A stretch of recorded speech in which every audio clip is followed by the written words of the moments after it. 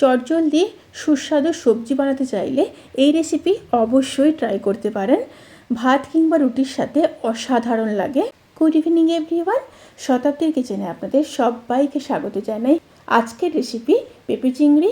তাহলে চলুন শুরু করা যাক আজকের এই সহজ এবং সুস্বাদু রেসিপি। এখানে আমি একটা পেঁপে নিয়েছি, এটা আমার বাড়ির গাছেরই পেঁপে। পেঁপেটা আছে 1 কিলো। পেঁপেটাকে ধুয়ে কেটে তারপর ফিরে আসছি। সমস্ত পেঁপেগুলোকে কেটে নিয়েছি। এবার একটা গ্রেটারের সাহায্যে গ্রেট করে নেব। সমস্ত পেঁপেগুলোকে গ্রেটারে গ্রেট করে নিয়ে তারপর ফিরে আসছি। সমস্ত পেঁপেগুলোকে গ্রেটারে গ্রেট করে নিয়েছি। এবার পরের স্টেপে ফেরা যাক। প্রথমে প্যানের মধ্যে সর্ষের তেল দিয়ে দেব। তেল গরম হয়ে গেলে 4 পিস বড়ি ভেজে নেব। এখানে বড়িটা বেশি না দেওয়াই ভালো, 4-5 পিসের বেশি বড়ি কিন্তু এখানে দেবেন না, তাহলে খেতে ভালো লাগবে না। বড়িগুলো ভাজা হয়ে গেছে, এবার তুলে নেব।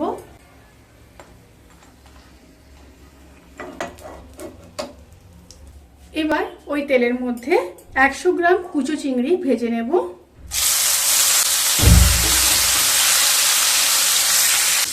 চিংড়ি মাছগুলো ভাজা হয়ে গেছে, এবার তুলে নেব। এবার ওই তেলের মধ্যে 2 শুকনো লঙ্কা, 1/2 চামচ 5 ফোড়ন,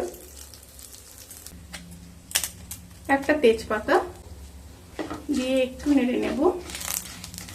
তেল থেকে যখন সুন্দর একটা স্মেল বেরোতে শুরু করবে, সেই সময় কেটে রাখা 2 মিডিয়াম সাইজের পেঁয়াজ দিয়ে দেব।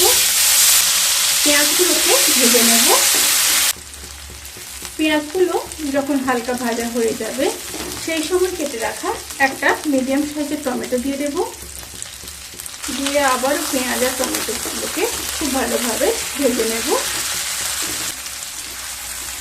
পেঁয়াজ আর টমেটো যখন ভাজা ভাজা হয়ে যাবে, সেই সময় দিয়ে দেব গ্রেট করে রাখা পেঁপে।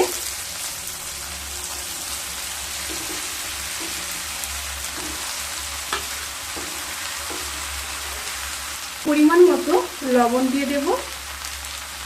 1 চামচ হলুদ গুঁড়ো দিয়ে দেব। দিয়ে খুব ভালোভাবে মিশিয়ে নেব।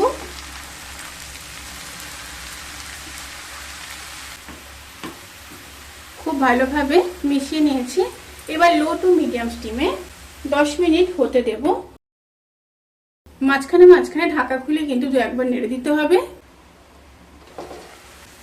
পেঁপেগুলো যখন প্রায় 50% সেদ্ধ হয়ে যাবে, তখন দিয়ে দেব 1 চামচ রোস্টেড জিরে আর ধনের গুঁড়ো।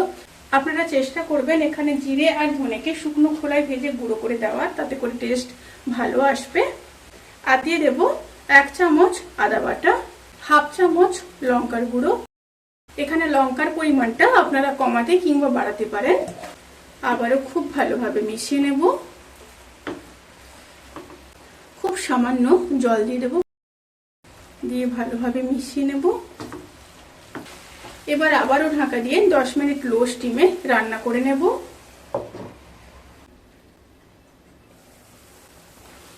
10 মিনিট রান্না করে নিয়েছি। এবার দিয়ে দেব উপর থেকে 3 চামচ নারকেল কোড়া, 2 চেরা কাঁচা লঙ্কা, ভেজে রাখা চিংড়ি মাছ, আর দিয়ে দেব ভেজে রাখা বড়ি। বড়িগুলোকে একটু হাত দিয়ে গুঁড়ো করে দেবেন। আবারও খুব ভালোভাবে মিশিয়ে নেব। খুব ভালোভাবে মিশিয়ে নিয়েছি। আবারও লো স্টিমে 1.5 থেকে 2 মিনিট রান্না করে নেব।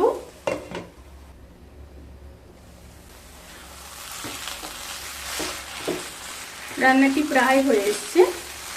নামানোর আগে উপর থেকে 1 চামচ চিনি দিয়ে দেব টেস্ট ব্যালেন্স করার জন্য। গরম মশলার গুঁড়ো দিয়ে দেব 1/2 চামচ, আর দিয়ে দেব 1/2 চামচ ঘি। দিয়ে খুব ভালোভাবে মিশিয়ে নেব। খুব ভালোভাবে মিশিয়ে নিয়েছি। রান্নাটি কিন্তু সার্ভ করার জন্য একদম রেডি। এবার গ্যাসের ফ্লেমটাকে অফ করব। অফ করে ঢাকা দিয়ে 10 থেকে 15 মিনিট স্ট্যান্ডিং টাইমে রেখে তারপর সার্ভ করব।